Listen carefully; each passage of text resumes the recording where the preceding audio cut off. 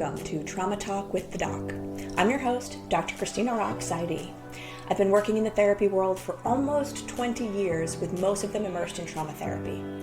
I'm MDRIA certified in EMDR, trained in brain spotting, internal family systems, I'm DBT certified, and all of that to say, I know what I'm talking about. This mini-series is designed to provide some psychoeducation on trauma, what it is, what it does, and how it fucks us up. This is not meant to provide a diagnosis, to treat, or to do anything other than educate and hopefully entertain. If you feel some type of way about what I'm sharing, please talk to a trauma-informed professional. Now, without further ado, let's get nerdy.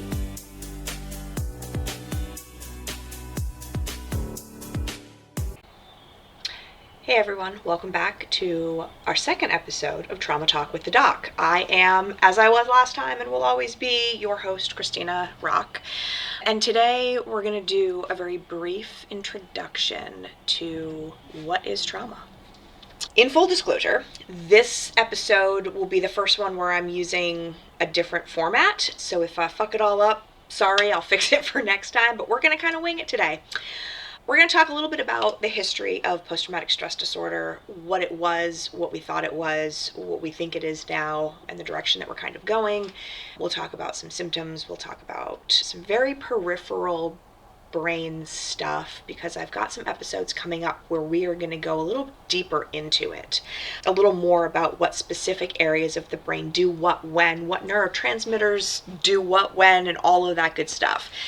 So try to keep this in 30-minute chunks, but I literally could talk about this for weeks. So let's get started. So PTSD, post-traumatic stress disorder, it's been around since the Great Fires of London in the 1600s. Physicians started to notice that the earliest documented responses during the 1600 Great Fires of London were, people were more nervous, more anxious, more jittery. They were shutting down a little bit more. Just a variety of different symptoms that we kind of know now as PTSD.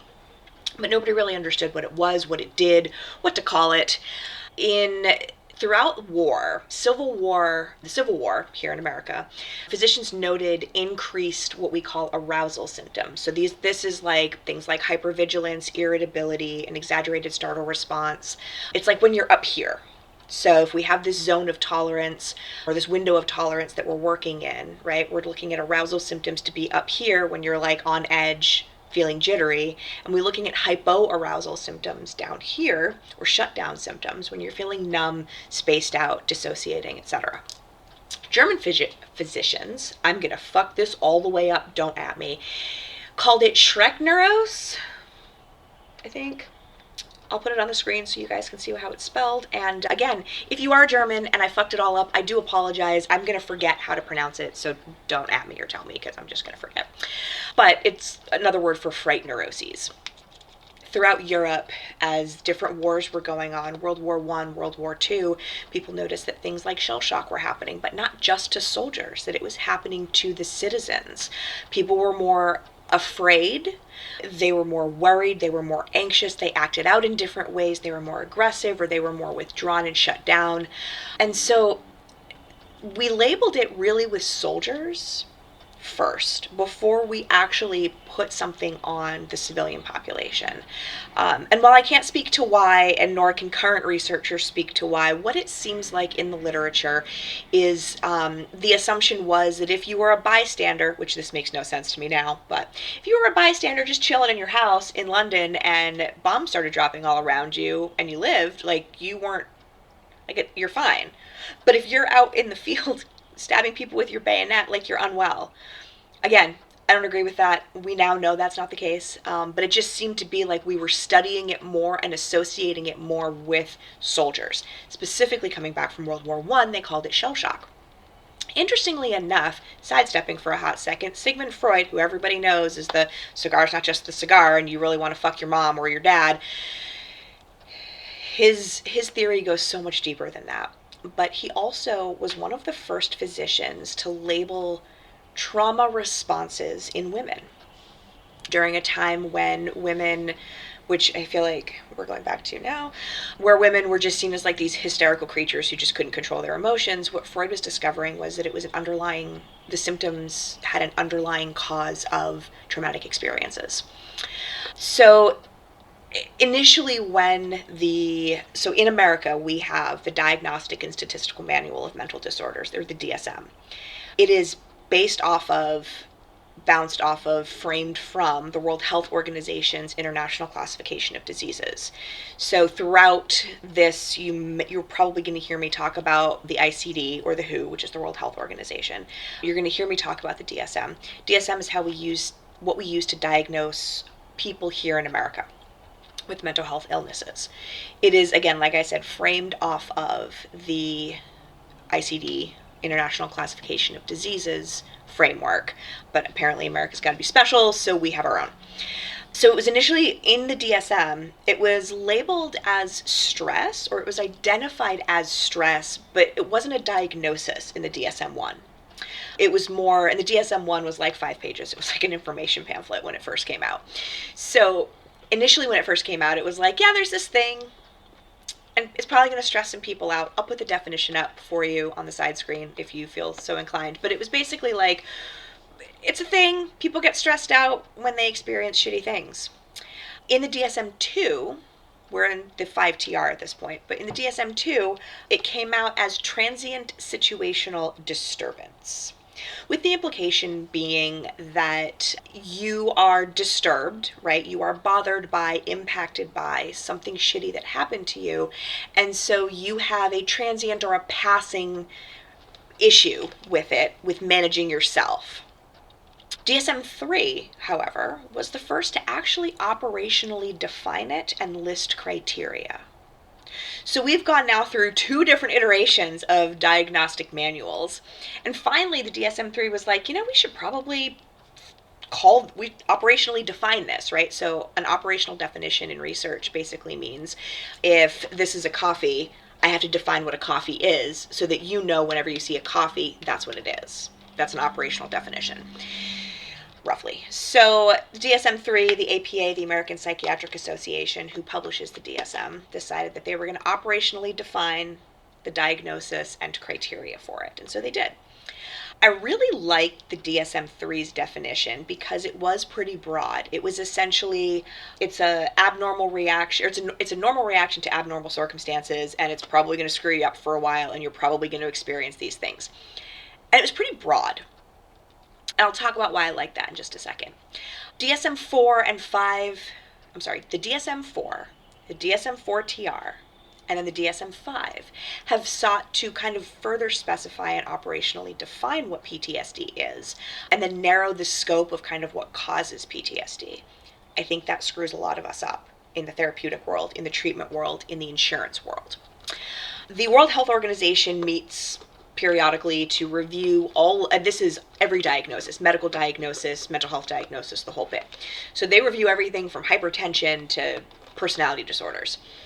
And so in 2018, the World Health Organization got together and said, I think we need to add another criteria. And so what they did is they added something called CPTSD, or complex PTSD. We'll get into that in just a second. Here's why trauma is complicated. Dr. Bessel van der Kolk, I think it was in his book, The Body Keeps the Score, which I have right here. Fantastic, please read it. I don't know if it was in that book or in one of the many other publications that he's been a part of. He defined trauma as anything that overwhelms the brain's ability to cope. And I fucking love that. Trauma is a nebulous definition. What is trauma to me might not be trauma to you, and vice versa. Trauma also compounds on itself.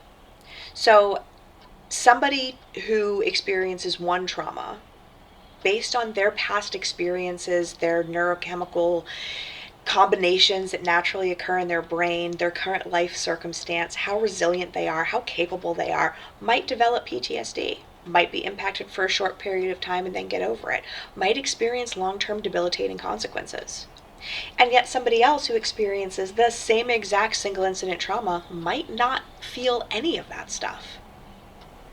I do a lot of work with peer support teams, critical incident stress management debriefs, which go watch our other podcast. One of the episodes that we do with Stafford County Sheriff Deputy Sergeant Curtis, who's a good friend of mine. He's good people. That was a really funny episode. I think Brittany and I had a blast doing it.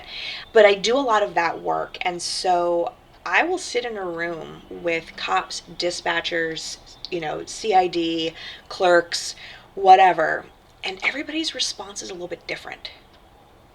Sometimes it's more impactful, sometimes it's not. I hear a lot of I don't notice any change in my routine, or I don't feel any different, or I don't feel anything at all about it. There was one SISM debrief where it was pretty brutal. Everybody in the room was stuck on this one thing. And in retrospect, looking back at it, that was, in the moment, right, that was the most horrific part for all of them. It was this one specific thing. And in the grand scheme of things, an outsider might look at it and be like, that is what sticks, that image is what sticks with you, this issue is what sticks with you.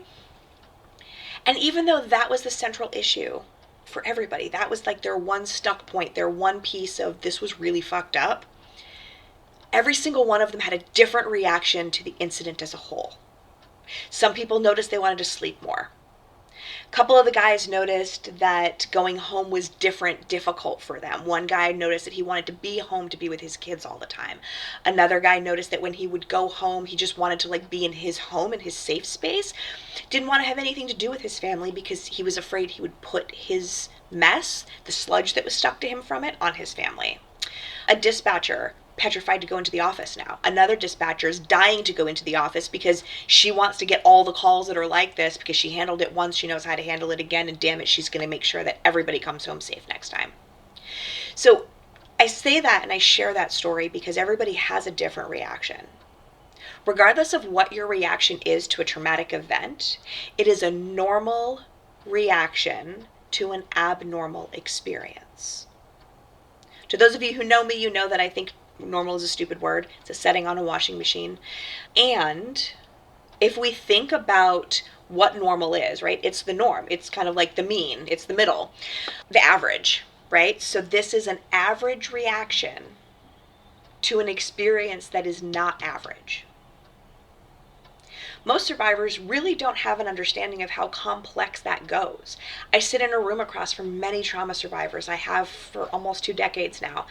And I will tell them something and they'll be like, yeah, I don't understand why I'm like this. And I'm like, well, this is what's going on in your brain and your body when you're experiencing trauma. Do you notice this or that?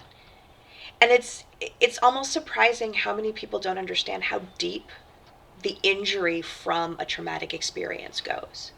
Now let's add to that the fact that there might be interpersonal trauma, whether it's from combat, whether it's from interpersonal violence, whether it's from a car accident, whether it's from whatever, right? You have been injured, theoretically, potentially, by another human being. If you're a first responder or you're a combat vet, you're choosing to traumatize yourself over and over again. That adds a whole other layer of complexity. And then when we look at first responders and veterans, there's almost a judgment that I have found in my work that towards them for not being able to assimilate back into normal society.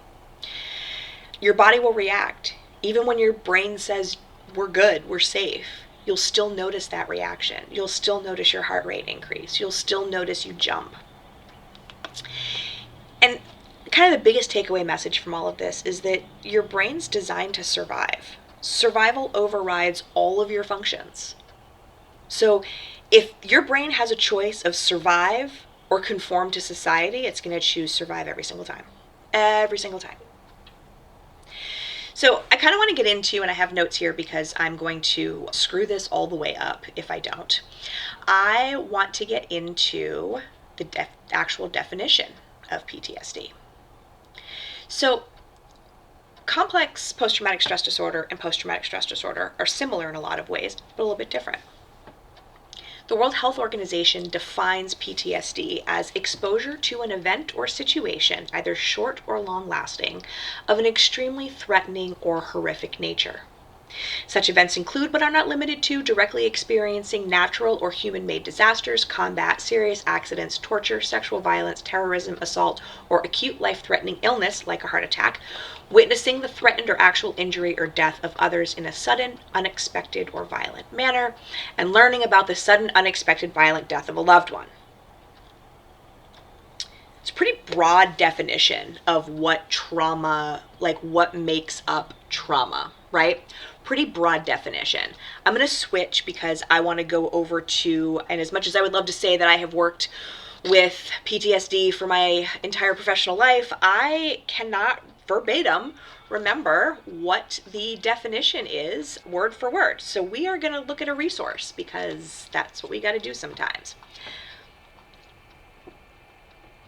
All right, so post-traumatic stress disorder, according to the DSM, we have several criterion.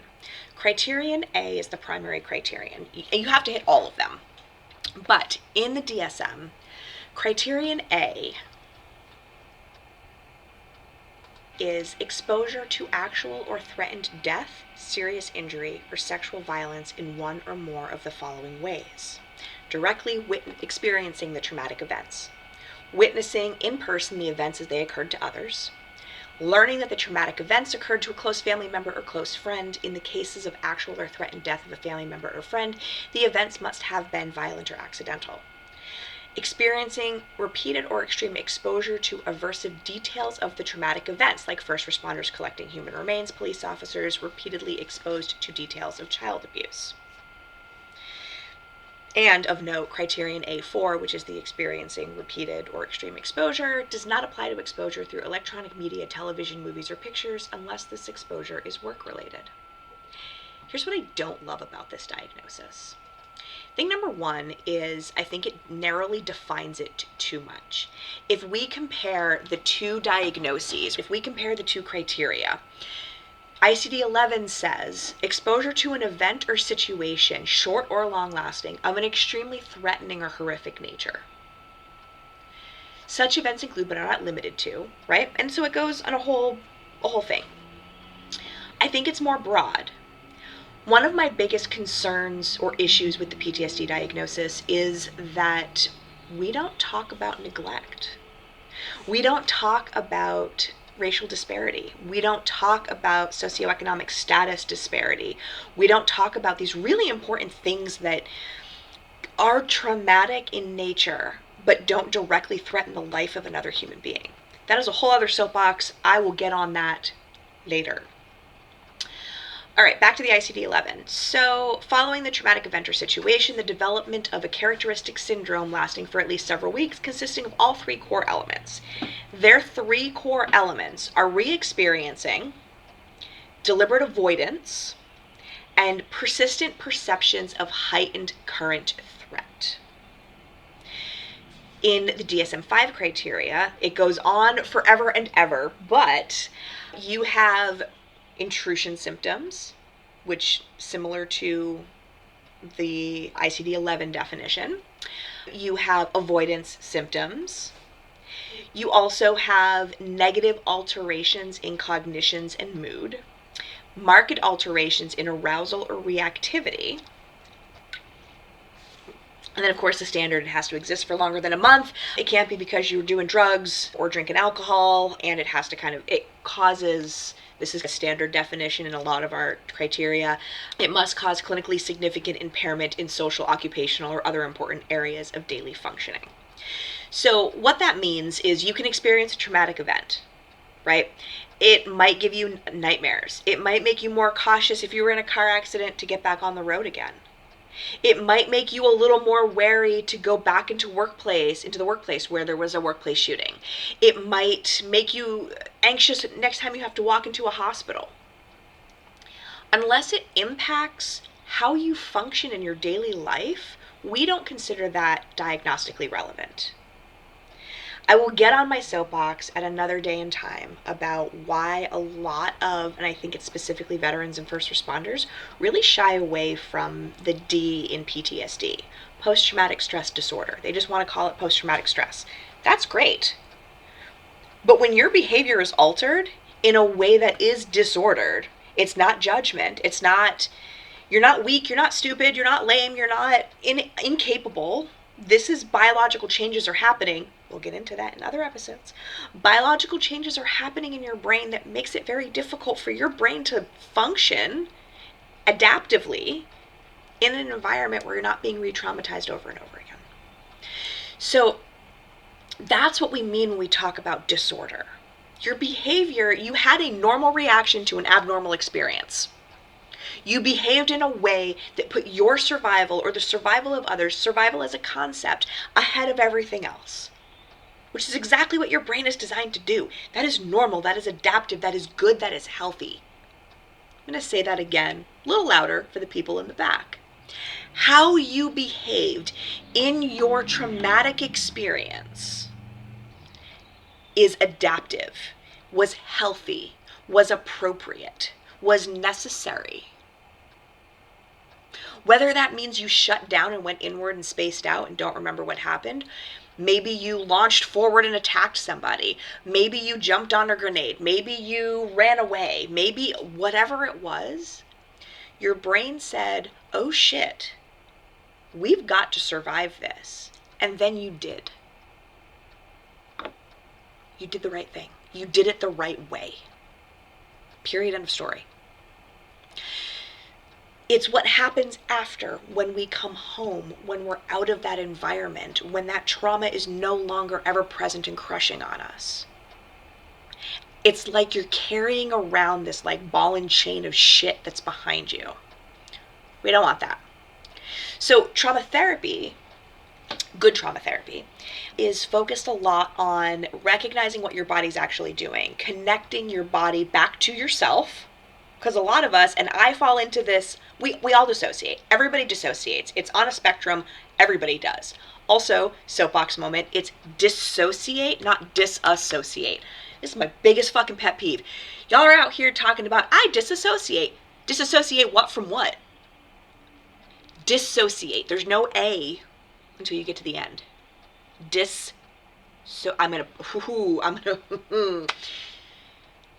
Anyways, I have one clinician who calls it disassociate, and it, like, my eye like involuntarily twitches. Anyways, dissociation is a natural adaptive method. It's a protection method. Most of the time we see this in people who are survivors of childhood abuse, in people who are survivors of sexual trauma. Because if you don't move, if you lay still, if you pretend you're dead or pretend you're asleep, or you don't fight back, oftentimes the trauma is a little less brutal, horrific, whatever. However, dissociation is a normal reaction. It's something that it's adaptive. It's something we all do. And it reduces brain activity to conserve energy.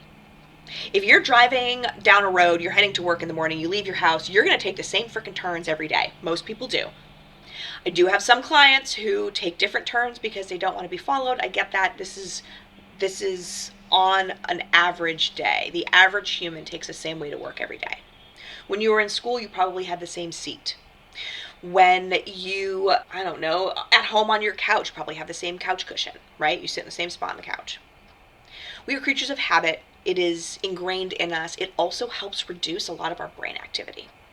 So if you're driving on your way to work in the morning and you remember leaving the house, but you don't remember most of the drive to work, your brain's dissociating. It's conserving energy. It's allocating resources to other areas and or deciding that it just doesn't need to click in right now because this is familiar, it's a habit, it's your usual. That is normal, that is adaptive, that is healthy. Where we get into some of the let's work on grounding more and reconnecting is when that dissociation carries itself throughout, it's pervasive throughout your day, throughout your life. You're missing chunks of time, days of time. We'll have an episode on dissociation. I might invite my clinician on who says disassociate just so I can grind that word out of her. Anyways, so when we talk about trauma experiences, when we talk about what trauma is, to get back on track, It's very different for everybody. And it brings with it a lot of really healthy adaptive skills that you needed to survive a really not healthy, not adaptive, abnormal circumstance. What a good trauma therapist will do is work to pull you out of that circumstance. That good trauma therapist will work to connect what's going on up here with what's going on here. And we start by working on what's going on here. So a bottom-up therapist starts with your body. Where do you notice that in your body? What are you physically feeling right now? Nothing? You can't feel anything? Let's go back and work on that. Trauma is a normal reaction to an abnormal circumstance. That's what you're doing. You are experiencing something that is not in the realm of what should be happening on an average day.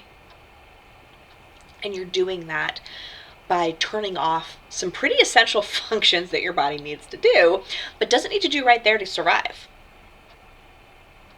So we'll talk a little bit more about that in our next episode. We'll talk a little bit about brain stuff. Again, if you guys have questions, if you guys have thoughts, please let me know. Like I said in the beginning, we're going to try to do a little different setup so I can put some shit on the side so you can read words and stuff. So if you're listening to this, please hop over to our YouTube channel so you can actually read the stuff. If you're watching this, thank you for watching. If you want to listen, go over to Spotify or Apple Podcasts or whatever your normal podcast thing is, because we're over there. And as always, please send me your questions, social@gotyoursixcounseling.net, or you can comment on this video, or you can comment on our reels that are posted, or you can just email us, call us. If you're a client watching this, come into session and be like, hey, you said this weird thing and I want to know more about this. And I might add that to a pod if I feel like it's important and, it has enough information and we can flesh it out enough for people to know. So thank you again, everybody, for listening, and I will see you next month for another episode of Trauma Talk with the Doc. Thanks, everyone, for listening to this month's episode of Trauma Talk with the Doc. I'll be back next month with more information on all things trauma-related. Be sure to check out our other projects, Holding the Line with Got Your Six, our main podcast, which is published every other week opposite this project, and Therapy Unpacked While Holding the Line, which happens monthly opposite our main pod as well. Hopefully today's episode made you think, helped you learn, or gave you some insight. Please hit us up on the socials or our email if you have questions or topics you'd like me to address in the next episode. See you next time!